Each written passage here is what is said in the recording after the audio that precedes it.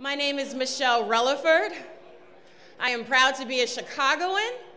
I am proud to be a graduate of Whitney Young High School. I see their table back there. I had to give my Dolphins a shout out. And I'm also proud to be the weekend evening anchor and reporter for NBC5. I am so honored to be with you this morning for the 28th annual Dr. Martin Luther King Jr. Scholarship Breakfast. I welcome you. We look forward to a great time as we honor the life and legacy of Dr. King and raise money for scholarships for our Push Excel students. We are going to give you some glimpse of the Push for Excellence story, the Push for Excellence experience. And in order for us to do that, as you witness our young people singing and engaging in robotics, talking about our STEM program, you will hear from our oratorical scholars. You will witness what is happening with our scholarship recipients. For example, 3 of our Toyota scholars, the Jesse Jackson Fellows, have now been offered, and 2 are working at Toyota. So we are showing you there is a cradle-to-career pipeline in the Push Excel story. We want you to be a part of the Push Excel movement, the part of the Push Excel engagement for education. And so throughout this program, we will be inviting you to make sure that you invest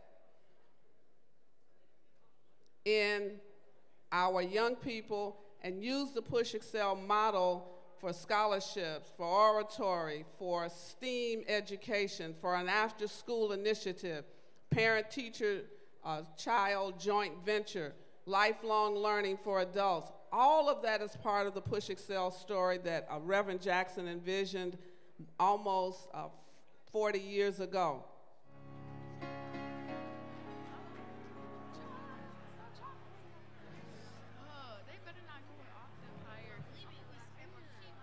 Joyful, joyful Lord, we adore thee. God of glory, Lord of love. Hearts unfold like flowers before thee. Healthy as the sun above. Melt the clouds of sin and sadness, drive the dark of doubt away. Give us the more to gladness. Fill us with the light. Fill us with the light, oh, fill us with the light of day.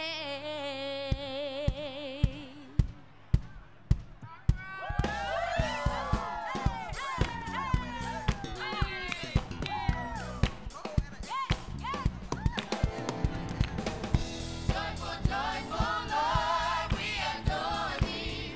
God of glory, Lord of love. Hearts unfold like flowers before thee. Healthy as the sun above. Melt the clouds of sin and sadness. Drive the dark of doubt away. Drive it away, giver of evil, hearts of gladness. Fill us with the light of day. Light of day. Check my rhymes. Joyful, joyful Lord, we adore thee. And in my life I put none before thee. Cause since I was a youngster I came to know that you was the only way to go. So I had to grow and come to an understanding that I'm down with the king. So now I'm demanding. Now you tell me who you down with, see? Cause all I know is that I'm down with G.O.D. You down with G.O.D.? Yeah, you know me. You down with G.O.D.? Yeah, you know me. You down with G.O.D.? Yeah, you know me. Who down with G.O.D.? Everybody, come and join the chorus, the mighty, mighty chorus, which the morning stars sing on. The Father of love is reigning over us. By the way, what have you done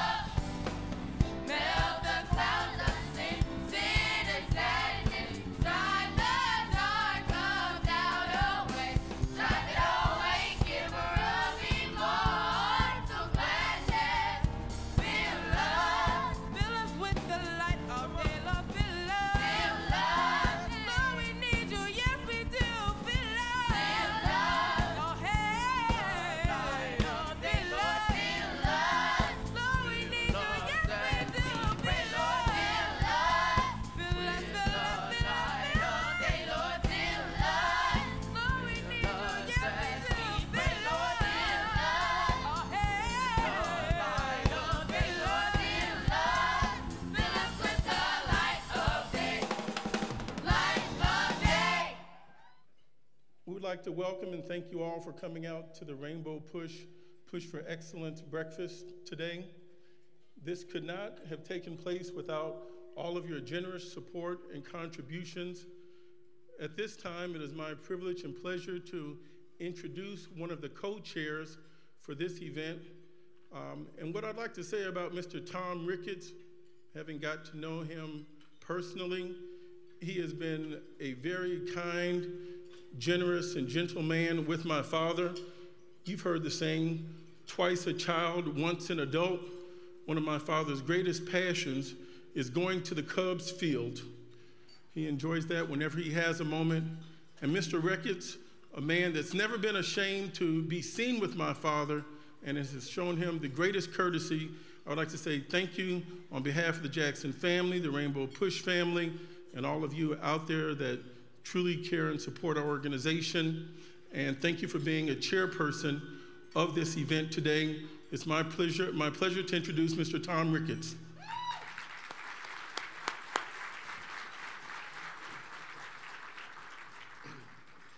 Good morning and happy Martin Luther King Day to everybody. You know, there's a lot of great things about being chairman of the Cubs. I get into trendy restaurants more easily than I used to. I get to go to Wrigley Field and tell my wife I'm at work. But I think the best thing about being chairman of the Cubs is you get to meet a lot of great people. And the Jonathan and obviously Reverend Jackson, Yusuf, and the Jackson family are some of those people. And you also get a chance to give back to great causes. You know, I've been told that since this breakfast began, it's raised over $5.5 million and sent over 2,200 students to college.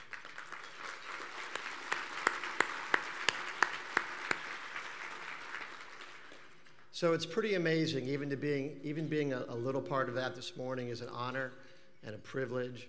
And on behalf of myself, the Ricketts family, and the Chicago Cubs, I just want to say thank you to Rainbow Push for everything they've done for these students. Now in history, there's never been a better time, nor more important time, to continue with your education. And with that, I'm going to wish everyone a great breakfast, and go Cubs. Thanks. Good morning, everyone. It's great to see this room filled with so many supporters of the Rainbow Push Excel initiative. For nearly 30 years, this breakfast has honored a civil rights icon, Martin Luther King Jr. In his memory, we've continued to gather on behalf of Reverend Jesse Jackson and his passion for students and the enhancement of their education. At Nielsen, we recognize that education matters, and we support diverse organizations such as Rainbow Push that help give diverse students a chance to fulfill their educational dreams. We are in the market research business, measuring what consumers watch, what consumers buy, and also what consumers are listening to, just like you. And we are committed to finding diverse talent and to help continue the forward moving and progression of our company. So continue to have those giving spirits that you do, because every little bit helps. And to the wonderful students who are with us today, I know there will be times when you will get discouraged and the road traveled won't always be an easy one. But don't give up. And to remind you of that, I will share one of my favorite quotes from Dr. King. If you can't fly, then run. If you can't run, then walk. If you can't walk, then crawl. But whatever you do, keep moving forward. Thank you, and I wish you guys a great day. Often said, if you don't know where you're going, any road will take you there. And we've known our dirt tracks, our dusty roads, stony the roads we've trod, over hills, down in the valley, moving forward, and the soles of our feet covered in the prayers of our ancestors, our backs being pushed by the hope of those who traveled before us. Equal access to quality education is a central part of the civil rights struggle. You better make a way for the young folk. We have come a long way in the educational arena, but there are still major barriers to equal education. I am somebody. Excel! Right on. Reverend Jesse L. Jackson Sr., a top aide and disciple of Dr. King's vision of peace, love, and justice. His educational program, Push for Excellence, is a direct descendant of Dr. King's movement to redeem the soul of America. In our struggle for dignity, we've always known that strong minds break strong chains. One day, while going to downtown to give a speech, I passed a school that we had worked diligently to have built, named after Dr. King, really. I saw outside some girls sitting on the steps smoking. A couple of them were pregnant, some boys were rolling dice. Not far from the principal's office. We did not fight this fight for this kind of surrender to ignorance to the culture. We want to stand up and fight back. We went and met with the principal, met with students, and challenged them that day. No one has earned the right to do less than their best. Push Excel was born out of the need to break up the school-to-prison pipeline. It is a life lesson Reverend Jackson was preaching and teaching years before he and a distinguished group of scholars, doctors, and educators, including Dr. Alvin Poussant, Dr. Mary Frances Berry, and Dr. Elma Martis, created Push Excel.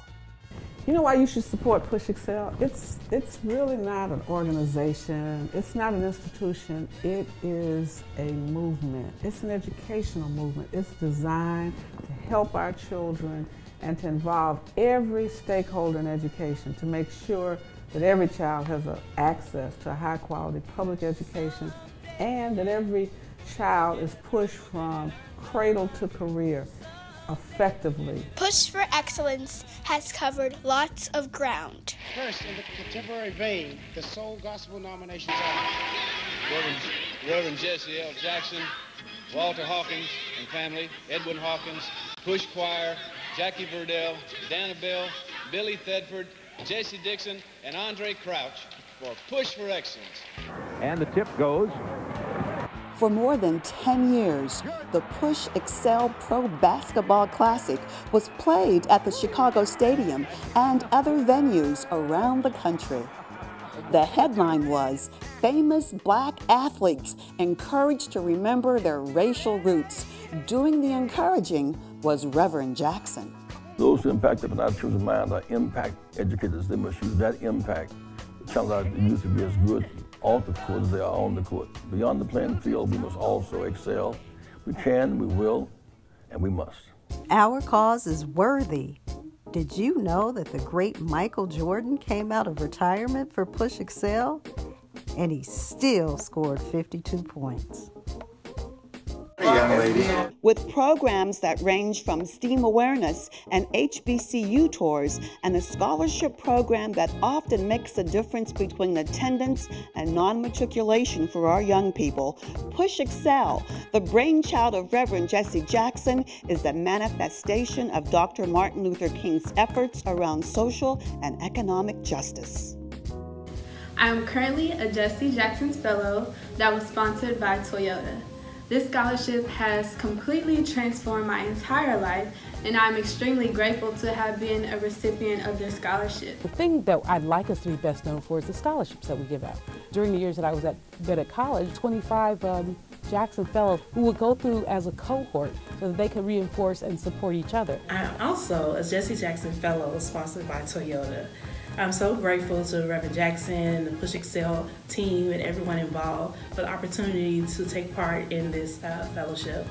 I've had a great time. Part of the benefit of the fellowship was to get a co-op opportunity at Toyota during the summer. A Toyota program which has young people who get 3 years at $25,000 support. We continue to fundraise for other kinds of dollars. The mission hasn't changed over the years, but we've gotten more involved in the STEM activities, science, technology, engineering, and math.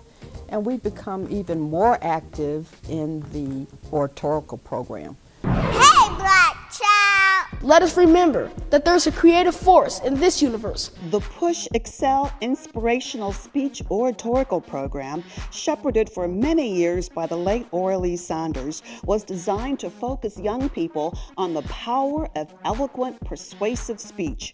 Both Dr. King and Reverend Jackson credited their phenomenal leadership abilities to speech contests they entered as children.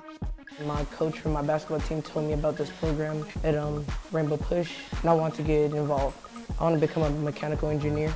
We're innovative. Our best and brightest students have developed our very own Push Excel interactive app that you can download in Google App Store today. We know it's not a talent deficiency, it's a resource deficiency. So we meet every Saturday at Rainbow Push. We teach the kids robotics, we teach them how to code, we teach them mobile apps, and what you're seeing here today is a manifestation of what the kids have actually done. Why is it in Chinese letters? The Stay Safe app was developed by Push Excel STEAM Academy to help students do just that when they were going to and from school.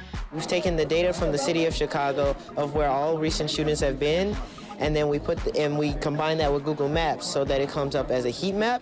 Today at Virginia Union, for all of you young men, Stefan got accepted. Since 1999, the tour has taken more than 1,200 high school students and their volunteer adult chaperones to visit such institutions as Tuskegee, Jackson State, Howard, and Fisk. This being the 50th anniversary of Dr. King's death, I think he would be extremely excited about the work that has been done so far and the work that will be done in the future. With Push Excel, and you look at the children, the young people who've gone to college under the Push Excel scholarships, and being able to go out there and visit these HBCUs and never having left Chicago, many of them. I would ask anyone to support Push Excel because somebody supported them. Anyone to support Push Excel because Reverend Jackson crystallizes the meaning of Push Excel when he says to young people, say, I am somebody. Say, I can participate. When you support Push Excel, you support Reverend Jackson's vision of every young person being somebody. With the support of the business community, Reverend Jackson calls them impact educators, popular personalities, those who are on air, those who are playing in sports, those who are entertainers, the business community. Everyone has a responsibility to make sure that education is available and it's achievable by all. I am somebody. The history books are written in the future. Somebody will have to say, there lived a race of people, black people, a people who had the moral courage to stand up for their rights, and thereby they injected a new meaning into the veins of history and civilization. Dr. Martin Luther King, Jr. I want to say to everybody under the sound of my voice this afternoon that you are somebody. Don't let anybody make you feel that you are nobody. You are somebody, you have dignity, you have worth. Don't be ashamed of yourself, and don't be ashamed of your heritage. Don't be ashamed of your color. Don't be ashamed of your hair. I am black and beautiful, and not ashamed to say it. Now, some folks celebrate Abraham Lincoln, but we're going to celebrate Martin Luther King's Day today. Don't let him out of here. Happy birthday to you. Happy birthday to you. Happy birthday, Dr. King. Happy birthday to you.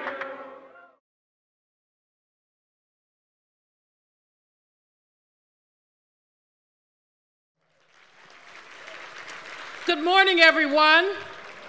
I need a little more energy. I know you just ate, but good morning, everyone. Thank you, thank you, thank you. It's just my joy and delight to be here. Reverend Jackson, I am always grateful for your vision and for the privilege that you have accorded me in allowing me to be president of the Push Excel board. At this time, I would like to recognize my board members. I see Joe Moore over there, Pat Harris over there. Donna Leak and her children are up in here somewhere. Am I missing somebody? We have a couple of folks who weren't able to be with us. Judge Greg Mathis is the co-chair along with Pat Harris of the board, and Judge was caught up with the planes and the snow. We hate that he's not here, but we know that he's with us in spirit. Morris Smith of the Coca-Cola Company was not able to join us, and Joyce Tucker, retired from Boeing, and I know there's some Boeing people here in the house, was also unable to join us today. But I get to stand before you in the microphone, but I can't do any of the work without my very dedicated board, and so I'm grateful. This is an interesting time for education. I hope you enjoyed the video that shows you a bit about the work we do at Push Excel. Yes, give it up. And also give it up for the Reverend Jeanette Wilson, who is our executive director and who you saw earlier, who guides us on a daily basis, and our astonishing team of Jason Robinson and Michelle Chambers, who do great work. Come on, give it up for them. You know, teamwork is what makes the dream work, and we have a fantastic team, and we're really grateful for that team. Our team, and you're on our team too, we believe that children are the future. We believe that everyone has a right to equal education, but we also know that everybody has not had the opportunity for equal education, and we know that somehow ignorance has been elevated in this current time. Now, I'm not gonna cuss in front of y'all. Therefore, I will not mention the name of 45. Quite frankly, I think that anytime that name is mentioned before lunch, it's a problem. May cause somebody lose their breakfast. So we're not gonna go there. But what we are going to say is that ignorance has been elevated. The truth has now become a lie has now become the truth. But more importantly, this administration does not value education. Does not value education. The Department of Education is sustaining a 9% cut. Money is being taken from public education and is going to charter and private education. There's no evidence whatsoever in the whole wide world that charter schools are more effective than public schools. No evidence. But that lady who runs the Department of Education, I call her Betsy Devoid, as in devoid of good sense. I think they call her something else. But she has been a proponent of charter education, of private education. So even for-profit colleges, anything President Obama did, these people want to take back. So we heard about the Corinthian colleges that went out of business, but these private for-profit colleges, guess who goes to these colleges? Black folks, women, single moms, ex-offenders, immigrants. These people are seduced by television commercials that say, you can learn a skill. Then they go get federal financial aid, get a loan, then they don't get the job, don't learn the skill, and still have to pay the money back. President Obama said no. Devoid is changing the rules. The rules are being changed around any number of things with private schools. And we have to fight that. We have to make sure if you are in this room and you don't have your hand on a young person, forgive my bluntness, but shame on you. Put your hand on a young person. Help them get to the next level. Make sure our young people are not seduced by these profit-making schemes to separate them from their money and put them in further debt. We are seeing a student loan interest rate is likely to go up, Reverend. We've talked about for years how the student loan should have the same kind of interest that the banks do. Right now, the federal interest rate is less than 2%, but our young people are paying back at 6% and 8%. Makes no sense. It's a shame and a disgrace. And then what's happening with our historically black colleges and universities? We were 105, I think we may be 102 now. They're being attacked. Praise the Lord for Congresswoman Alma Adams, who started the HBCU caucus in Congress. Praise the Lord for Senator Cory Booker, who has introduced legislation that will provide funding for HBCU capital improvements. But shame on those folks, of course, who cannot read and cannot write, but occupy the People's House at 1600 Pennsylvania Avenue. Shame on them and shame on us if we don't do our work. Because while we must work, and we will have many appeals today asking you to please support us and our young people. Reverend Jackson will come, but we all are asking you to look at those envelopes on your table, write 1 check, 2 checks, more checks, good checks though, you know. Don't write one of those checks that bounce, because then you're gonna have fees and we're gonna have fees that's not gonna turn out right. But in any case, what I want to say is that while we do our work, education is a necessary condition, but is not a sufficient condition for economic justice. What do I mean, folks? Even when our young people follow every rule, they get the degree, they get the good grades. Some of them still cannot get jobs. Here in Chicago, you have the highest black unemployment rate in the nation. Here in Chicago. And y'all got a whole lot of black elected officials, so I'm not gonna talk about anybody. All I'm going to say is that if we had the political will to put money into job development so that our young people who did what they were supposed to do get what they're supposed to get, a job, an opportunity. It's not just Chicago. I mean, DC is just as bad, you know? But what I am saying is we can educate our young people, but then we must have a political and social climate that allows them to thrive. Racism is alive and well. And I know that there's some DACA young people here, some of our dreamers. I met some of this morning from Mali and other places. If they would just stand up for a moment, can we just give the DACA young people a round of applause?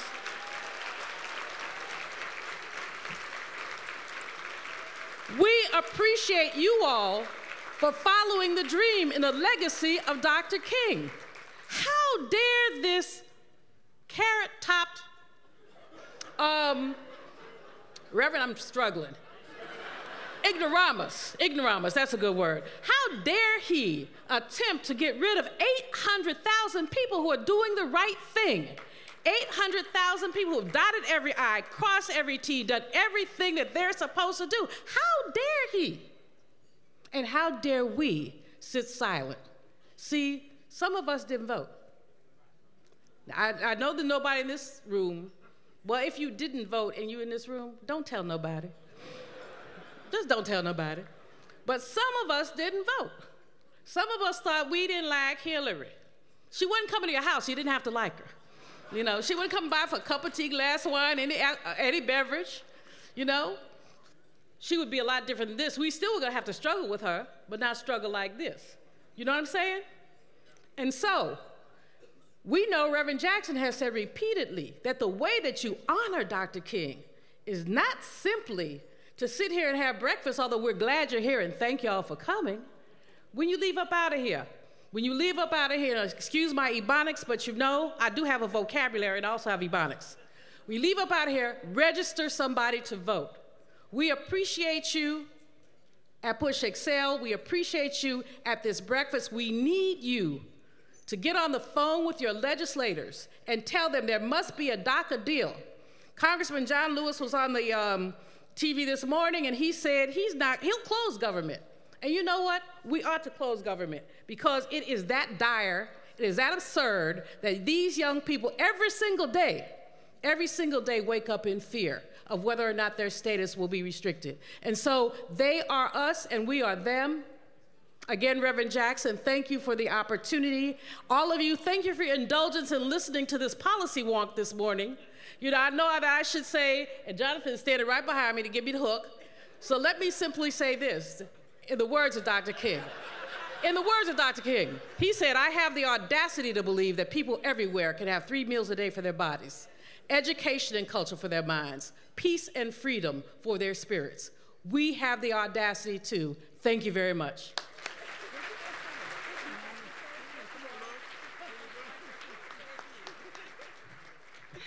Thank you so much, Dr. Malveaux, for that call to action. Ladies and gentlemen, we thank you so much for being here. You are in right now for a very special treat. The oratorical award winners are up next, and I'd like to ask those award winners to please come and approach the stage. And they are theirs. All right, we're already ahead at the game. So last year at NBC5, we were so excited about the winners that we featured them in a Making a Difference segment.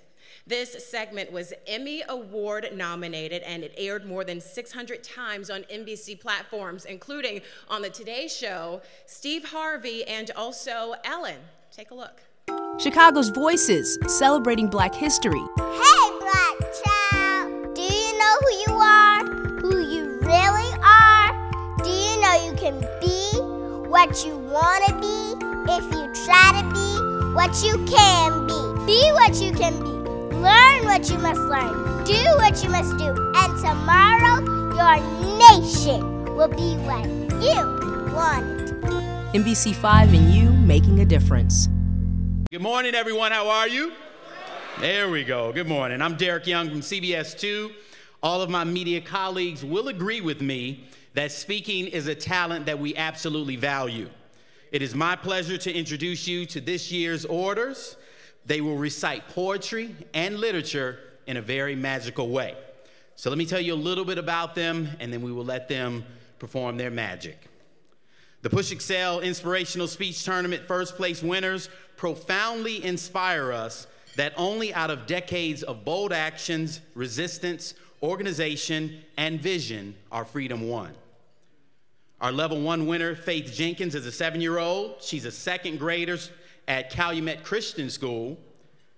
Our level 2 winner, Rutherford Simmons III, is a 10-year-old 5th grade student at Southwest Chicago Christian School. Level 3 winner, Ryan Baker, is a 13-year-old 8th grader. He's at KIPP College, she's at KIPP College Prep School. And our level 4 winner, Rebecca Reed, a 16-year-old junior student at Whitney Young High School. Can we have a round of applause for them all, please?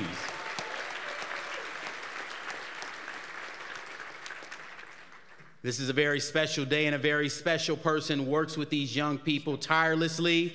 We have Judge Stanley Hill of the Cook County Circuit Court. I'd like to welcome him and the other orators, and at this point, we are going to have 4 young people present you with magical presentations.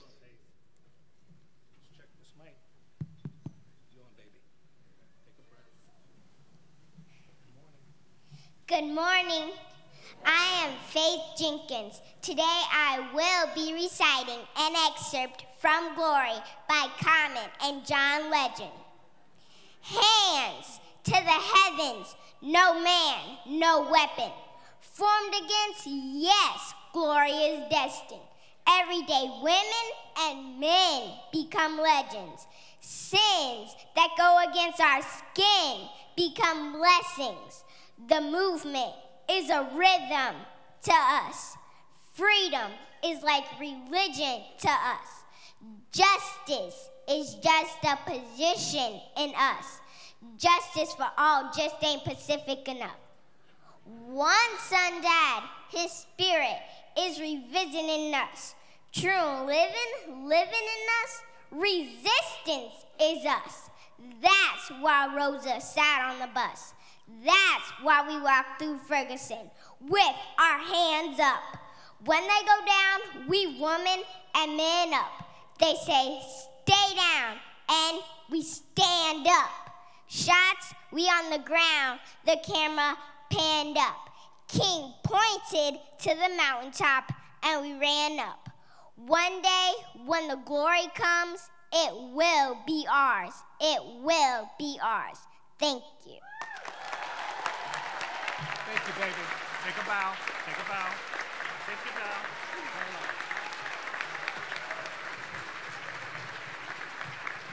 Good morning, and then say your name and take your time. You good? Good morning. I am Rutherford Simmons, and I will be reciting "It Ain't About How Hard You Hit" by Rocky Balboa.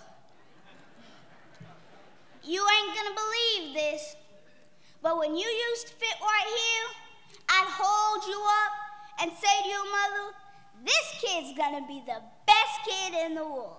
This kid's gonna be somebody better than anybody I ever knew. And you grew up good and wonderful. It was great just watching you. Every day was like a privilege. Then the time come for you to be your own man and to take on the world, and you did. But somewhere along the line, you changed. You stopped being you.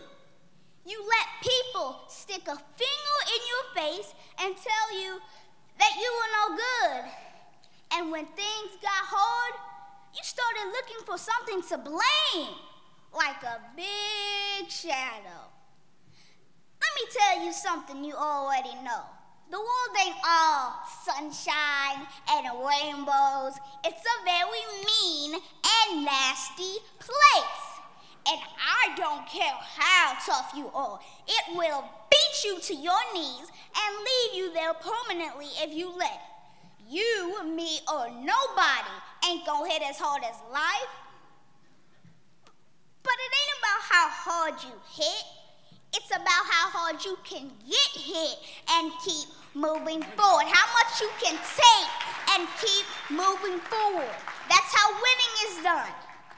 Now, if you know what you're worth, then go out and get what you're worth. But you gotta be willing to take the hits. And not pointing fingers saying you ain't where you wanna be because him, her, or anybody. Cowards do that and that ain't you. You're better than that.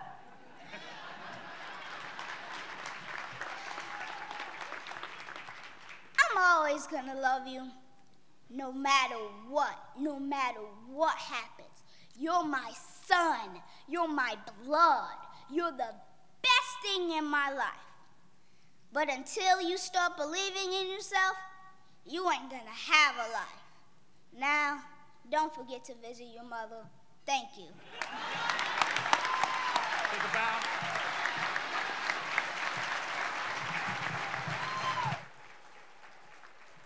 You ready, baby? Is that where you want it? You want to hold it? You want to hold the mic? Thank you. Good morning. I am Ryan Baker, and I will be reciting an excerpt from the Great Debaters movie. Resolved. Negroes should be admitted to state universities. My partner and I will prove that blocking a Negro's admission to a state university is not only wrong, it is absurd. The Negro people are not just a color in the American fabric. They are the thread that holds it all together. Consider the legal and historical record. May 13, 1865, Sergeant Crocker, a Negro, is the last soldier to die in the Civil War. 1918, the first U.S. soldiers decorated for bravery in France are Negroes Needham Roberts and Henry Johnson. 1920, the New York Times announces that the N in Negro would hereafter be capitalized. My opponent so conveniently chose to ignore the fact that W.E.B. Du Bois is the first Negro to receive a PhD at a white college called Harvard. He adds, it is impossible for a Negro to receive a proper education at a white college. The most eminent Negro scholar in America is the product of an Ivy League education. You see, Du Bois knows all too well the white man's resistance to change, but that's no reason to keep a black man out of any college. If someone didn't force upon the South something it wasn't ready for, I'd still be in chains and would be running from old massa. As long as schools are segregated, the Negro people will receive an education that is both separate and unequal. By Oklahoma's own reckoning, The state is currently spending 5 times more for the education of a white child than it's spending to educate a colored child. That means better textbooks for that child than for that child. Oh, I say that is a shame. But my opponent says today is not the day for whites and coloreds to go to the same college, to share the same campus, to walk in the same classroom. Well, would you kindly tell me, when is that day gonna come? Is it gonna come tomorrow? Is it gonna come next week? In 100 years? Never? No. The time for justice, the time for freedom, and the time for equality is always right now. Thank you.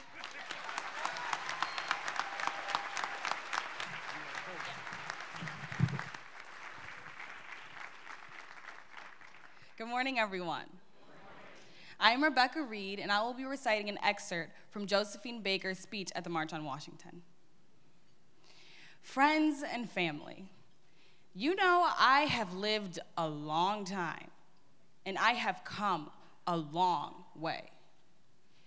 And as I did the things I did and said the things I said, they began to beat me with their pens and with their writings.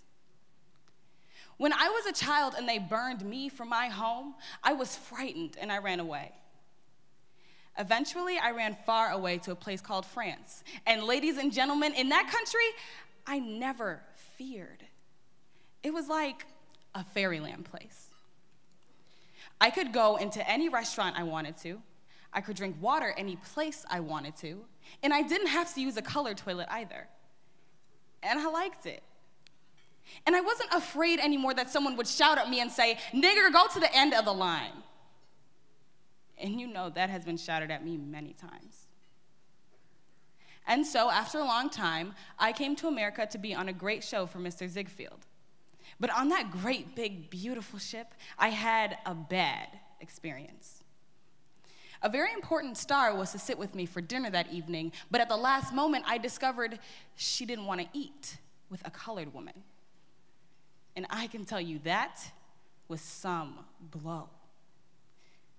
And then I got to New York and I had other blows when they wouldn't allow me to check into the good hotels because I was colored, or eat at certain restaurants because I was colored.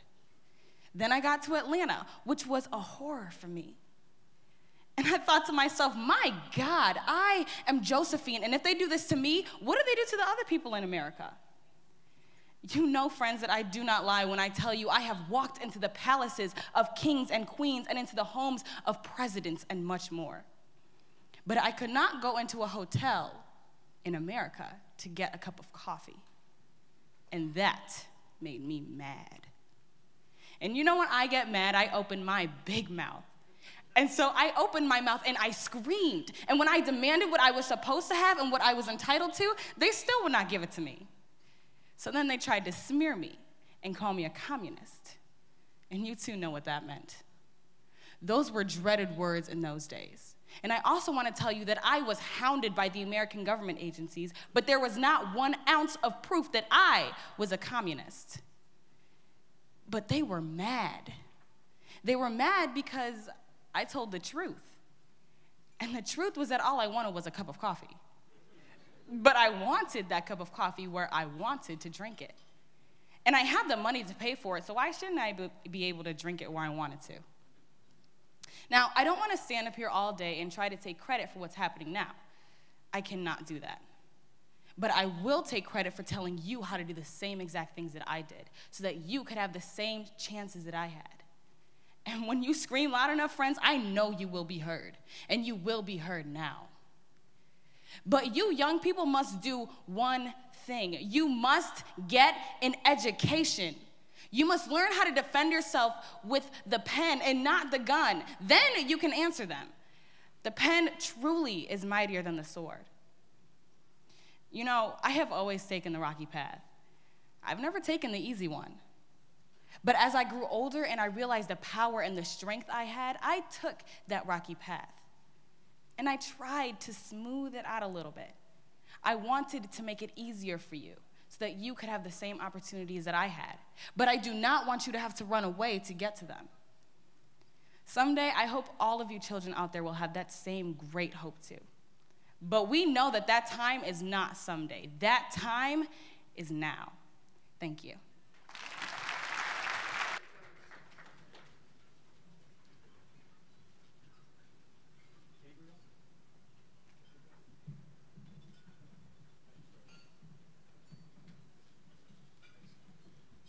Thank you again very much. Either way, I think a lot of news people are worried about their jobs after that, myself included. All right, so great job. Thank you, Judge Hill, again, for all of the incredible work that you do. So earlier, Michelle mentioned an Emmy-nominated segment that aired more than 600 times on NBC platforms. We are going to air it the 601st time in a second here, and after that, my brother Terrell Brown will be up, and you will be in his hands from that point forward. Thank you. Chicago's Young Voices celebrating Black history. Suffering breeds character. Character breeds faith, and in the end, faith will not disappoint. Our time has come. No grave can hold our bodies down. Our time has come. No lie can live forever. America, our time has come. NBC5 and you making a difference. Chicago's Young Voices celebrating Black history. Let us be dissatisfied until men and women, however Black they may be, will be judged on the basis of the content of their character and not on the basis of the color of their skin. Let us remember that there is a creative force in this universe working to pull down the gigantic mountains of evil, a power that is able to make a way out of no way. Celebrating Black history, NBC5 and you making a difference. Good morning, everybody. How's it going? How you doing? I'm gonna try that one more time. I know it's snowing outside. I know it's a little early, but how you doing? It's a day all about celebration. Let me hear you. That's what I like to hear. It's my third year in a row here on this MLK Day. It's the spot to be on MLK Day. And we're gonna keep the theme going with students. I want the students right now from Push Excel's robotics team and the STEM program to come on up now. And while you guys are on the way up, I'm gonna read a little bit about some of the technological endeavors that Push is working on right now. So, we live in a world that's filled with all kinds of new technology, and we know that whatever field our students choose to go into as adults, their ability to succeed depends more on understanding how technology works. But fewer than half of all schools teach computer science. So Push Excel is ready to teach these 21st century skills by developing apps for Android and iOS devices. And the idea here is to bring programming activities to students. And those students, along with their mentors, I believe are here too, that's Martin Peters and Jonathan Key, have developed the Stay Safe app, which has been shown in the video, and the first ever Push Excel app, which is being unveiled today. The Stay Safe app will give users up-to-date information about crime hotspots, gang territories, and safe passages routes in Chicago to help people stay safe. So we've got the Push Excel robotics program. Are they around here? Are they coming? Here we go. Hey, guys, on the other side of the room. What's going on? So you guys go on ahead and demonstrate what you would normally be doing. I'm going to talk about you guys while you work, okay? So these programs are getting our students ready with the skills needed for tomorrow's world today. And that is not a really easy thing to do. To develop the next generation of innovative thinkers, we have to transform learning from standardized to personalized, from passive to hands-on, from one correct answer to open-ended problem solving, and from individual to collaborative learning. So Push for Excellence is working with leaders in the education industry in the First Tech Challenge, and that program is designed to give students involved in STEM programs an upper hand. And of course, STEM stands for science, technology, engineering, and math. So what you're watching over here today are the teams participating and demonstrating in the First Tech 2017-2018 Challenge. These teams of students are responsible for designing, building, programming, and operating their robots to compete in a floor game against other teams. And the robots have been programmed using various languages and guided by adult coaches, mentors, and volunteers. And these teams have to develop strategy and build those robots based on engineering skills. It's pretty tough stuff. And at the end of the day, awards are given for the competition and for community outreach and design. Let's give these students a big hand, everybody, and what they're working on and what they're endeavoring to do. And I believe there's a table right outside when we get finished here this morning where you can see a little bit more and even get a hands-on demonstration about the work that they are doing. Guys, thank you so much. Nice job, okay? All right. Thank you so much, everybody. Appreciate it. Thank you so much, and good morning. It's a real privilege to be here with you. It's always an honor to be with Reverend Jackson and the great folks here at PUSH. If you know your history, you know that 50 years ago, Dr. King was committed to a campaign. It was a campaign on poverty, changing the circumstances. He was not content with where we were in this country. And today I want to talk about how we should not be content with where we are in this country. Some horrific things have happened over the last half century that I think we need to do something about. We had a prison population in 1972 of 300,000. Today we have a prison population of 2.3 million. The United States has the highest rate of incarceration in the world. We've got 6 million people on probation or parole. There are 70 million Americans with criminal arrests, which means that when they try to get a job or try to get a loan, they're often disfavored.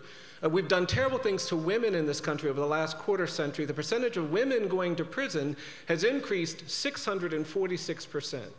70% of the women we send to jails and prisons are single parents with minor children. And when these women go to jails and prisons, their children get displaced. We spent $6 billion on jails and prisons in 1980. We spent $80 billion last year. The Bureau of Justice now predicts that 1 in 3 black male babies born in this country is expected to go to jail or prison during his lifetime. So this morning, I'm going to ask you to do something to honor the work of Dr. King, to honor the work of Reverend Jackson, to honor the work of PUSH. I'm going to ask you to engage more deeply in what is a struggle. I have a prescription. There are 4 things I think we have to do when we leave this room, and it's important that we're in this room, but it's more important what we're going to do when we leave this room. And the first thing I'm going to ask you to do is when we leave this room, we've got to commit to getting proximate to the poor among us, the excluded among us, the neglected and abused. It is wonderful that we hold up our children who are the most gifted, the most talented, the most privileged, but we've also got to hold up the children that are on the south side, putting drugs in their body, joining gangs, not sure where they're going to go the next day. We cannot be honoring Dr. King if we don't make a commitment to get closer to the poor, the excluded, the neglected, the abused. There is power in proximity. There is wisdom. There's insight. There's knowledge when we are close, standing near those who've been excluded. Some people think you've got to have answers before you go into the poor communities, before you go into the jails. I'm persuaded that the answers come when we position ourselves with the poor and the excluded and the incarcerated, and we listen. And when we listen, we learn things and we see things and we understand things. Dr. King knew he couldn't lead a movement without going to Selma, without going to Albany, without being in Montgomery, and we cannot be real advocates for this change if we're not willing to get proximate. We've got politicians, and sometimes they have these solutions, but their solutions don't work because they're not close enough to hear the things you hear when you're in proximity to the poor, when you're standing next to the excluded, when you've been inside jails and prisons. I've learned something about proximity. I came up in a family where my grandmother was the absolute matriarch. She was the traditional African-American matriarch. My grandmother was the power in our family. She was tough, she was strong, she was kind, and she was loving. My grandmother was the end of every argument in our family. My grandmother was also the start of a lot of arguments in our family. And when I was a little boy, my grandmother would come up to me sometimes and she'd give me these hugs and she'd squeeze me so tightly, I thought she was trying to hurt me. And then she'd see me an hour later and she'd say, "Brian, do you still feel me hugging you?" And if I said no, she would jump on me again. By the time I was 10, my grandmother had trained me. Every time I would see my grandmother, the first thing I would say is, "Mama, I always feel you hugging me." And she'd smile this smile, and I didn't know what she was doing until I got much older, but when she was in her 90s, she worked as a domestic her whole life. She fell on a bus, she broke her hip, she developed cancer, she was dying. And I went to spend time with my grandmother, and I was holding her hand, and I knew I wouldn't get a chance to talk to her again, and so I just poured my heart out. And I was so sad and I was so overwhelmed. And I stood up to leave, and I didn't think my grandmother could even hear me, but when I stood up to leave, she squeezed my hand. And then she looked at me, and the last thing my grandmother said to me, she said, "Brian, do you still feel me hugging you?" She said, "I'm always going to be hugging you. And you don't need a degree. You don't need a lot of money. You don't need to have a lot of things. If we can wrap our arms around the children in our community, and when we embrace them, we teach them what it means to be proximate. There is power in proximity. And we've got to get closer to the poor and the excluded, the incarcerated and the condemned, those who have been thrown away, these children who are being threatened with deportation. We've got to get proximate. Our power is in proximity. Don't leave this room just because we have places that we can gather and be secure and be safe, and forget that Dr. King calls us to proximity to the poor. But that's not going to be enough. I think the second thing we're going to have to do when we leave this place, we've got to work on changing this narrative. You see, I don't think we're free in America yet. Dr. King talked about getting to the promised land. We're not there yet. I know what he saw is not what we're seeing in this country, and that means we've got some work to do, and I think we've got to do this narrative work. I'm glad there are people in media here. I'm glad there are people on television here. I'm glad there are storytellers here. I'm so proud of Push's work with oratory with these young people, because we've got to change the narrative in this country. The reason why we have mass incarceration is because we had politicians who were doing these things. They said people with drug addiction and drug dependence, they said those are criminals. They didn't have to say that. They could have said that drug addiction and drug dependency is a health problem, but they didn't say that. They said alcoholism, now that's a disease. And if we know somebody who's alcoholic, we don't actually think about calling the police, but drug addiction, we said call the police, and because of that, we've sent hundreds of thousands of people to jails and prisons. The reason why we made that choice has to do with a narrative. You see, our politicians were preaching fear and anger. And I believe that if we allow ourselves to be governed by fear and anger, we're going to be bound by things that we shouldn't be bound by. We're going to tolerate inequality and injustice. Fear and anger are the essential ingredients of injustice and oppression. Go anywhere in the world where there's oppression, ask the oppressors why they do what they do. They'll give you a story of fear and anger, and we've got to fight against fear. We've got to fight against anger. We've got to change that narrative if we want to end mass incarceration. But I also believe we've got to change the narrative about race in this country. We're not free. We're burdened by this history of racial inequality. It's created a kind of smog that's in the air, and it doesn't matter whether you're in Alabama or Mississippi or Chicago and Detroit. It's in the air, and it compromises what we're trying to do.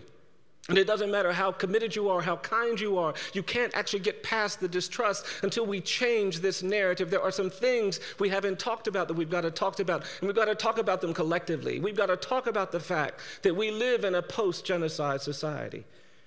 When white settlers came to this continent, there were millions of native people here, and we slaughtered them. Through famine and war and disease, we destroyed the lives of these communities. We didn't call it a genocide because we said those native people are savages. We created a narrative of racial difference to justify that violence. And that narrative of racial difference is what made it possible for us to endure and to create centuries of slavery. And I don't think the true evil of American slavery was involuntary servitude and forced labor. I don't believe that the great evil of slavery was the bondage. I believe the true evil of American slavery was the narrative of racial difference that we created to justify enslavement. It is the ideology of white supremacy that we made up to justify this bondage. You see, these slave owners didn't want to feel immoral or unjust, and so they created this idea that black people aren't as good as white people, that we're an inferior race. They got the United States Supreme Court to call African Americans an inferior race, and Dred Scott, we created an architecture that actually legitimated this idea that black people weren't good enough to be free. And that ideology, that narrative of racial difference, that was the true evil of American slavery. And in 1865, when we passed the 13th Amendment, we talked about ending involuntary servitude. We talked about ending forced labor, but we didn't say a word about ending this narrative of racial difference. We didn't say anything about ending the ideology of white supremacy, and because of that, I don't think slavery ended in 1865. I think it just evolved. It turned into decades of terrorism and violence, and for decades, black people were pulled out of their homes. They were burned, they were lynched, they were menaced, they were traumatized and tormented and terrorized, and we haven't talked about it. Older people of color come up to me sometimes, they say, Mr. Stevenson, I get angry when I hear somebody on TV talking about how we're dealing with domestic terrorism for the first time in our nation's history after 9/11. They said, we grew up with terror. We had to worry about being bombed and lynched and menaced every day of our lives. And we haven't talked about the fact that the demographic geography of this country was shaped by lynching and terror. As Reverend Jackson just said, the black people that are in Chicago, the black people that went to Cleveland and Detroit, to Los Angeles and Oakland and Harlem and Boston and Minneapolis did not go to those communities as immigrants looking for new economic opportunities. They went to those communities as refugees and exiles from terror in the American South. And until we acknowledge that history, we won't understand the trauma that resides in some of these communities, the generational poverty. We've got to change the narrative. I think we even have to talk about the civil rights era a little differently. I get worried when I hear people talking about the civil rights movement sometimes. We've gotten so celebratory when we talk about it. And I worry because it's starting to sound like a 3-day carnival. On day 1, Rosa Parks didn't give up her seat on a bus. On day 2, Dr. King led a march on Washington. And on day 3, we changed all the laws and racism was over. Now, it'd be great if that was our history, but that's not our history. Our history is that for decades we said to black children, you can't go to school.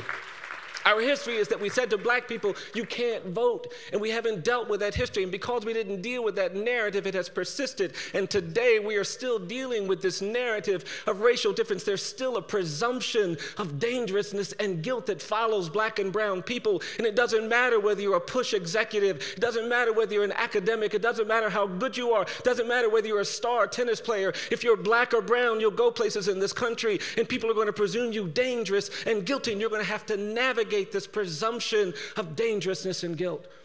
And I'm here to tell you, as I get older, it starts to weigh on you. You get exhausted. I was in a courtroom not too long ago in the Midwest, not the South. I had my suit and tie on. I was sitting there at defense counsel's table. I was ready to do a hearing. And the judge walked in, and when he saw me sitting there, he said, hey. You get back out there in the hallway. You wait until your lawyer gets here. I don't want any defendant sitting in my courtroom without their lawyer. And I stood up and I apologized. I said, oh, I'm sorry, Your Honor. I didn't introduce myself. My name is Brian Stevenson. I am the lawyer. And the judge started laughing. And the prosecutor started laughing. And I made myself laugh because I didn't want to disadvantage my client. My client came in, a young white kid I was representing. And I did this hearing, but afterward I was thinking, what is it when this judge saw me? He didn't even think, what is it? And it is this narrative of racial difference. And do I think that judge is going to be fair to black defendants? I don't. Do I think that judge is going to honor and value the lives of black people? I don't, and we've got to change that narrative. In South Africa, you can't go there without hearing about the legacy of apartheid. Their constitutional court is situated between monuments to Nelson Mandela, memorials to those who struggled. They insist on making everybody understand that the legacy of apartheid is something that has to be fought. If you go to Rwanda, you won't be allowed to spend time there without people talking to you about the genocide. They want everyone to understand the grief and the pain that they went through. Go to Berlin, Germany. You can't go 100 meters in Berlin without seeing a marker or a stone that's been placed next to the home of a Jewish family. The Germans want you to go to the Holocaust Memorial. They don't want to be thought of as Nazis and fascists. They're trying to change the narrative. But in America, we don't talk about slavery. We don't talk about lynching. We don't talk about segregation. And if we don't change the narrative, we're not going to be free. You see, I want to put a marker at every lynching site in America. I want to create monuments to the enslaved. I want to create spaces where we own up to this history. And I'm not interested in talking about our history because I want to punish America. I want to liberate America. I think there's liberation waiting for us. There's something better than what we've experienced in this country when it comes to race, but we can't get there if we don't change the narrative. But that's not going to be enough either. We've got to get proximate. We've got to change narratives. The third thing we've got to do is we've got to stay hopeful. And I'm here with Reverend Jackson. I'm here with so many extraordinary people, but I'm here to tell you that you've got to protect your hope. Don't let this environment make you hopeless. Your hope is your superpower. You see, what makes you stand up when somebody says sit down is your hope. What makes you speak when somebody says be quiet is your hope. Hopelessness is the enemy of justice. Injustice prevails where hopelessness persists. And if you're not hopeful, you're kind of the problem. You can't have a neutral place on this one. You've either got to be hopeful, fighting for justice, or you're the problem. And because of that, we've got to stay hopeful. I had the great privilege when I moved to Montgomery of knowing Rosa Parks. Johnny Carr, the architect of the Montgomery bus boycott, she called me when I first moved there. She said, Brian, I understand you're a young lawyer. Just moved to Montgomery. I said, yes, I am. She said, well, I'm Johnny Carr. I'm the architect of the Montgomery bus boycott. I worked with Dr. King to organize and to protest and to march. I'm still the president of the Montgomery Improvement Association. And then she said, well, if you're a young lawyer, just moved to town, I'm going to call you up sometimes. She said, I'm going to ask you to go some places and speak. And then she said, sometimes I'm going to call you up and ask you to go some places and listen. And then she said, when I call you up and ask you to do something, you're going to say, yes, ma'am. And so I said, yes, ma'am. And she would call me and send me places to speak and call me and send me places to listen. And then one day she said, Brian, Rosa Parks is coming to town. We're going to get together and talk. Do you want to come over and listen? I said, oh, yes, ma'am, I do. And every now and then she'd say, now, Brian, what does the word listen mean? I'd have to explain to her that I knew I wasn't supposed to say anything. And I went over to Virginia Durr's house, a white woman whose husband, Clifford Durr, represented Dr. King. And I sat on the porch with Rosa Parks and Johnny Carr and Virginia Durr, and these women in their 80s started talking. They weren't talking about the things they had done. They were talking about the things they were still going to do. There was a hopefulness in these voices. There was a hopefulness in these lives that was overwhelming. It was so inspiring. I just sat there and I soaked it all in. And after a couple of hours, Ms. Parks turned to me. She said, now, Brian, tell me about the Equal Justice Initiative. Tell me what you're trying to do. And I looked at Ms. Carr to see if I had permission to speak, and she nodded. And then I turned to Ms. Parks and I gave her my whole rap. I said, we're trying to do something to end the death penalty. We're trying to change and challenge conditions of confinement. We're trying to do something about race. We're trying to help the poor. We're trying to help the mentally ill who are being incarcerated. We're trying to challenge the treatment of children in our criminal justice system. We want to help women. We want to deal with economic disparities. I gave her my whole rap. And when I finished, she looked at me. She said, She said, that's going to make you tired, tired, tired. And that's when Miss Carr leaned forward and she put her finger in my face and she said, that's why you've got to be brave, brave, brave. We need you to be courageous, Chicago. We need you to stand with this mighty organization and these great folks. We need you to be hopeful. We need you to keep fighting. We need you to keep standing. Our hope is key. Don't let anybody or anything take away your hope. Your hope is the only thing that's going to get you to the next place. And I wish I could stop here, but I got one more. We're not going to change the world. We're not going to do the things that honor Dr. King when we leave this place if we just get proximate, if we just change narratives, if we just stay hopeful. The fourth and final thing we've got to do is that we've got to be willing to do uncomfortable things. We cannot make a difference. We cannot honor Dr. King if we insist on only doing what's convenient and comfortable. We've got to do some uncomfortable things. I've never found an example, and I've researched it, where justice prevailed, where equality triumphed, where peace won, where no one had to do anything inconvenient or uncomfortable. It is in the very nature of what we must do. And don't get me wrong, I'm not against comfort. That's not what I'm saying. What I'm saying is, though, we've got to be willing to do uncomfortable things. And because we're human, we're programmed to do what's comfortable, which means we're going to have to make a choice to do what's uncomfortable. And again, I'm not against comfort. You know, I went to Mississippi. I gave a talk not too long ago. The people met me at the airport. They said, oh, Mr. Stevenson, we know all about you. We read your book. We know what kind of lawyer you are. And we have to tell you that we're having our conference at the luxurious DoubleTree Hotel. They said, we decided that you would not want to stay at the luxurious DoubleTree Hotel. And so they said, we've asked one of the farmers to put you up at the barn. I said, what is wrong with you? Of course I want to stay at the luxurious DoubleTree Hotel. That's not what I'm talking about. What I'm talking about is that sometimes we have to position ourselves in uncomfortable places, and we've got to be a witness. And I've learned something about this. It's been taught to me by my elders, my mentors, great people like Reverend Jackson. I've learned that doing the uncomfortable is necessary. I was giving a talk in a church, and an older black man came into the church. He was sitting in a wheelchair.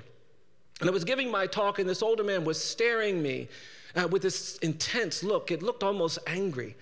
And I was in West Alabama in this church, and I couldn't figure out why this older black man was staring at me with such intensity. And I was giving my talk, but he kept staring, and he was a little unnerving to me to see this man looking at me like this. And I got through my talk, and people came up. They were very nice and appropriate, but that older black man kept sitting in the back just staring.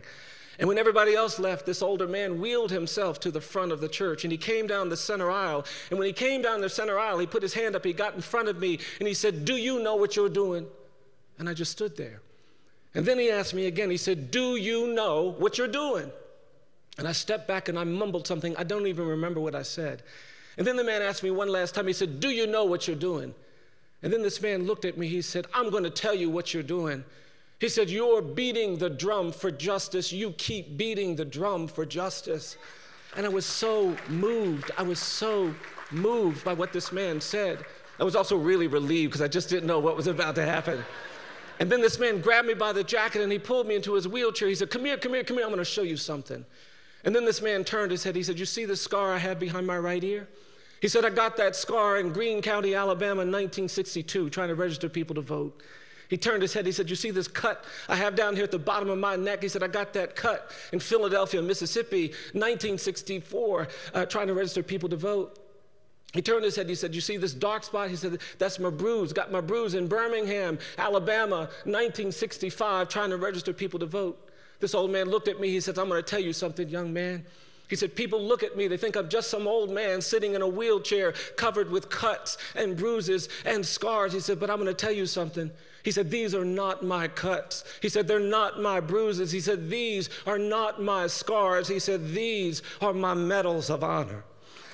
And you see, I believe if we want to honor Dr. King, we're going to have to be willing to do these uncomfortable things. There's a different metric system when you're trying to live the life that Dr. King has called us to live. We can't measure ourselves the way other people want to measure us. You students who are out here, I want to say something to you. I want you to study hard. I want you to be great students. Learn the topics, learn the subjects. But I also want to say to you, don't ever think that your measure, your ability to change the world is measured by the grades you get. Your grades are not a measure of your capacity to change the world. I want all of us to have jobs that we can take care of our family. But I want to say to everybody, don't ever think that your income is a measure of your capacity to change the world. That's not what does it.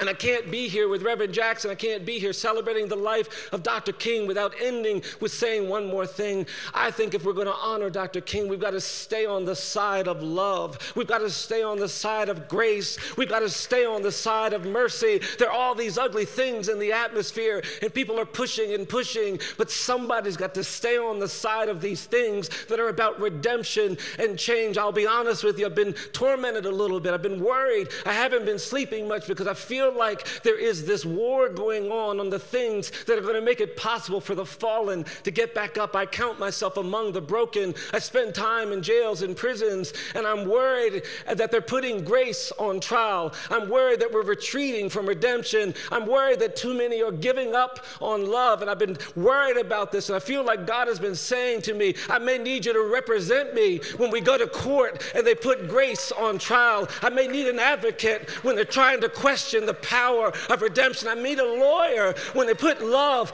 in the box. And I've been thinking about what I'm going to do when this trial happens. And I want the prophets to be ready to testify. I want the preachers and the priests to be ready. I want the leaders and the deacons to be on call. But my first witnesses are going to be the poor, the neglected, the broken, the incarcerated, the fallen, because we understand what redemption can mean, what power can mean, what grace can mean. Join with Push, get proximate, change these narratives, stay hopeful, do uncomfortable things, and then we can honor the life, the love, and the legacy of Dr. King. Thank you all, and God bless you.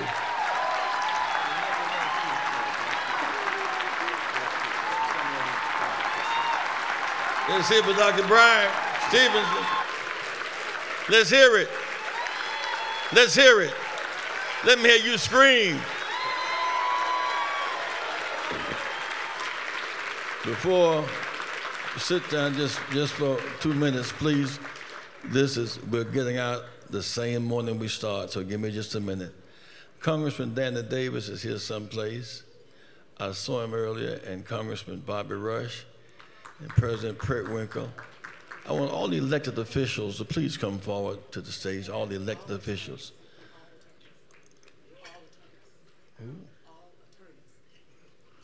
I need your help, Congressman.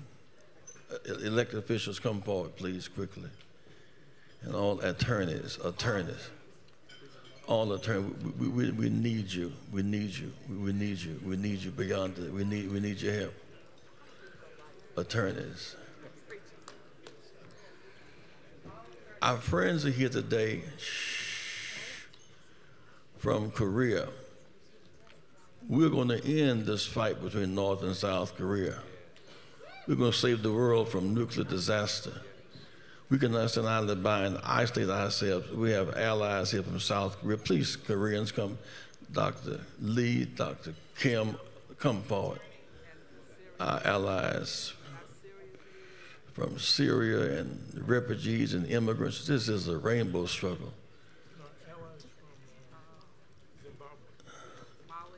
Zimbabwe, Mississippi, Haiti. Kwame is here. Come on, Brother Bobby Rush. I think I saw Danny a while ago.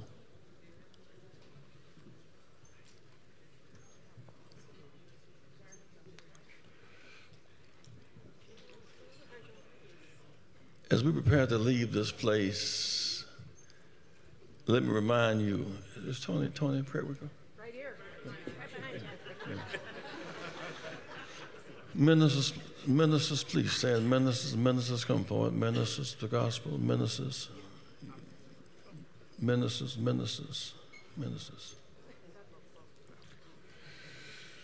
We have upon us a season of tremendous darkness coming from the White House. Yet we must fight darkness with light and chilly winds with heat. 50 years ago, we had mean people in high places then. We had to fight. We had to bat without sticks.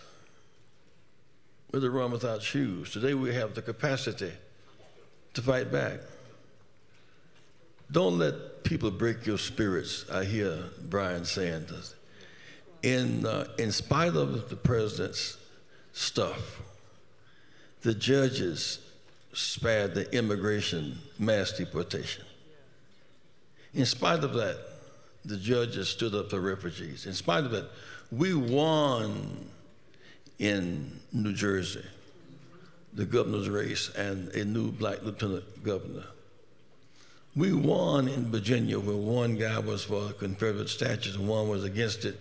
It came down to Robert E. Lee or whether we would go forward by hope, and we won that race, and one of every 5 votes was African American. We won in Alabama. In Alabama, we won. You can't be winning with an inferior complex. We say we won. We really won the election last time around by 3 million votes. We won. And we're going to win in 2018. So we're going to win this year. I want at least 3 things to happen along with. Please hear me and make my appeal to you. Number one, we're going to put on 1 million new voters between now and April the 4th. There are 5 million blacks in the South unregistered, Brian. If 1 million of them register, they will change the South. The South will change the nation. The ex-slave states still hold the key to our freedom. Say the ex-slave states still hold the key to our freedom. We can turn red states purple and blue. We have the power and the need. I was somewhere between joy and pain at watching the Alabama-Georgia football game last Monday night. And my pain was, hear me now,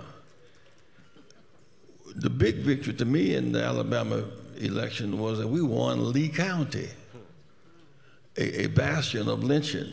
That's where Auburn is. But those children going to school, playing ball, that's where Barkley went to school, where Bo Jackson went to school. We won Lee County. That did not register on the Morning Joe people, the CNN people. We won Tuscaloosa.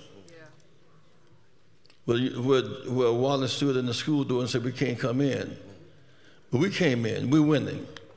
And when those kids hit that field, center stage, 80% blacks on both sides of the ball, a kid from Mississippi to a kid from Hawaii, we won. And what we have today, we didn't have, say what we have today, we didn't have 50 years ago. The power of the vote, coalition, and the clear need to fight back. What makes Trump most dangerous, as I said earlier, if a person who's an ordinary means walks up to you and says, you're inferior, and you know you're not, that person has a problem. But if that person has power over you, you have a problem. The most powerful man in the world, politically, not morally, politically, has power over us, and yet we have power to fight back. And so I urge you, don't give up on your faith. I hear the writer saying, I once was young and now I'm old. But I've never seen the righteous forsaken, nor the seed beg for bread. If we can overcome 243 years of slavery with no rights, whites were bound to respect. If we can survive Jim Crow and migration of terror, we can survive today. But we must show up to fight. We have never lost a battle that we fought, and never won a battle unless we fought. We have never lost a battle fighting slavery. Women denied the right to vote. We have never lost a battle that we fought, and never won a battle unless we fought. And here this, the big divide, like I use this moment to exploit this here. The big victory for President Obama in 2008, hear this. In 1965, blacks were denied the right to vote for 85 years. But white women couldn't serve on juries in the South. 18-year-olds couldn't vote, those serving in Vietnam. Sister Brown, we couldn't vote on college campuses. We couldn't vote bilingually. We couldn't vote and get delegates proportionately. The rules that we changed in '88 gave a victory in 2008. There's a struggle between the pre-Selma and the post-Selma fighters. We have the numbers to win. Don't let them break your spirit. Don't be cynical. Don't be mean. Don't be bitter. Be determined to work. Lastly is that big ideas. We will hit the ground. We're going to register 1 million new voters.